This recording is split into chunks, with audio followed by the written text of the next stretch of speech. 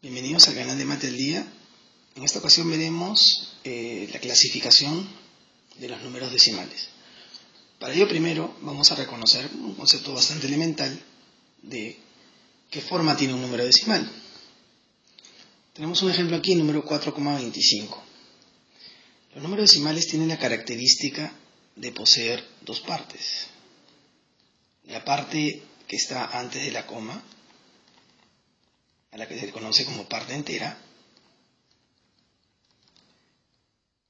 y la parte que está después de la coma,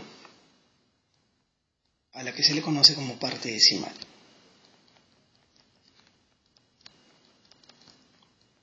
El hecho de que se llame así tiene que ver mucho con que nos encontramos en la base 10. Además, el otro componente es el símbolo que está aquí, al que se le conoce como coma decimal. La pregunta es, ¿y de dónde provienen los números decimales? Vamos a retroceder y regresar a un concepto que era el concepto del número fraccionario. Bien, aquí tenemos una lista de números fraccionarios. 2 sobre 3, 4 entre 8, menos 3 entre 5, etc., ¿no? Recordemos que los números fraccionarios, cuando vimos el tema de números racionales, como por ejemplo 2/3, tienen la característica de ser números racionales, es decir, provienen de la división de un número entero entre otro número entero distinto de 0. Primera condición. La segunda condición para que sea un número fraccionario es que la división o el resultado de dividir estos números, 2 entre 3, nos debe arrojar un cociente inexacto. Dadas estas dos condiciones, todos los números que las cumplan serán conocidos como números fraccionarios. Ahora, los números decimales provienen de esta lista de números fraccionarios. Todos los números decimales provienen del desarrollo y la división de los números fraccionarios. Por ejemplo, 2 entre 3, si lo dividimos, nos va a dar 0,6 periódico, es decir, 0,6666 hasta el infinito. 4 entre 8 nos da 0,5. Menos 3 entre 5 es menos 0,6.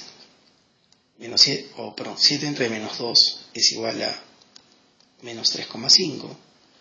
10 entre 6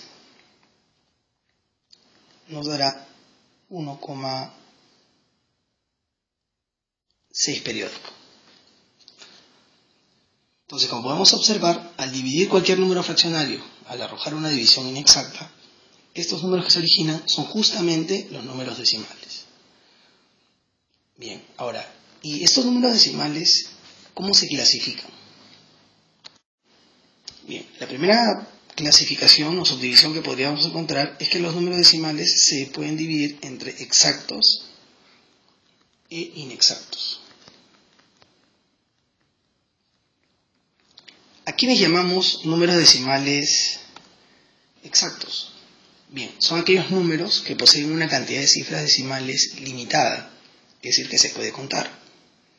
Ejemplo de números decimales exactos es 0,4, 1,25, 6,375, etc. Decimos que son exactos porque todos estos números poseen una cantidad limitada de cifras decimales. Por ejemplo, el 0,4 posee una cifra decimal. El 1,25 posee dos cifras decimales. El 6,375 posee tres cifras decimales. Es decir, poseen una cantidad de cifras decimales que se puede contar. En cambio, los decimales inexactos son aquellos números decimales que poseen una cantidad ilimitada de cifras decimales. Es decir, tienen infinitas cifras decimales. Ahora, pero ellos se pueden subdividir. Los decimales inexactos se van a subdividir entre decimales inexactos periódicos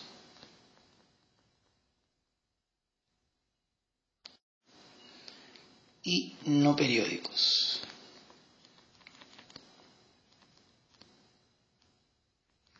Haciendo referencia específicamente a la parte decimal.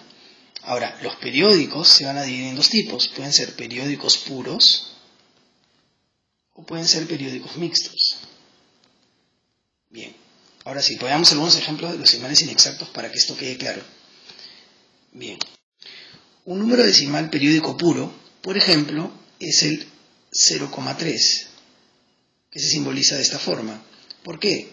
Esto viene de 0,33333, etcétera, hasta el infinito. Como bien sabemos, es un número decimal inexacto porque posee infinitas cifras decimales. Pero además diremos que es periódico porque estas cifras decimales se repiten respetando un periodo. Es decir, hay un número, en este caso el número 3, que se repite hasta el infinito. Ahora, no necesariamente tendría que ser una cifra la que se repite. Si tuviéramos, por ejemplo, el número 0,42 y le colocáramos este sombrerito, cuyo nombre real es vírgula, sobre el número 42, esto querría decir que proviene del número 0,42. También es un decimal periódico puro debido a que después de la coma decimal hay un conjunto de cifras que se repite de forma periódica. Y ahora, ¿en qué se diferencia de los números decimales periódicos mixtos?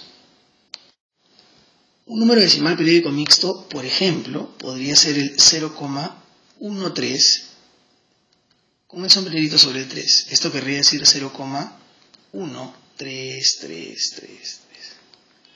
Al colocar el sombrerito o la vírgula sobre el número 3, quiere decir que solo el 3 se repite hasta el infinito. Sin embargo, después de la coma decimal podemos observar que hay una cifra, que es el 1, que no se repite hasta el infinito. Esta es una característica propia de los números decimales periódicos mixtos. Tendrán una parte que se repite, que se conoce como parte periódica, y una que no se repite, como en este caso es el 1, que se conoce como parte no periódica. Ahora, tanto la parte periódica como la no periódica podrían ser o estar conformadas por más de una cifra. Ahora, ¿y cuáles son los números decimales inexactos no periódicos? Un ejemplo podría ser el número 1,41, 42, 1, 3, 5, 6, etc. ¿De dónde proviene este número? Bueno, es la raíz cuadrada de 2.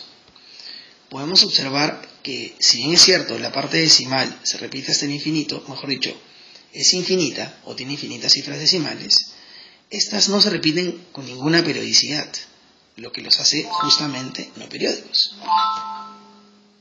Otro número podría ser 3,14, 15, 9, 2, etc., al que se le conoce como pi. Este número también posee infinitas cifras decimales que no se repiten con ninguna periodicidad.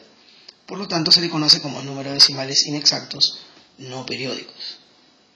Bien, dentro de los inexactos no periódicos vamos a encontrar, por ejemplo, todas las raíces inexactas y algunos números especiales, como el caso de pi y otros más, a los que se les ha colocado como representación un símbolo, en este caso, en el caso de pi, una letra griega, a los que se les conoce como números trascendentes. Bien, ahora recordemos que estos números tienen además un nombre especial. A estos números se les conoce como números irracionales. Del tema de conjuntos. ¿Por qué? Pues estos números tienen la característica de no provenir de la división de dos números enteros. Su cálculo proviene de otras operaciones, algunas incluso de orden superior. Muy bien, eso es todo.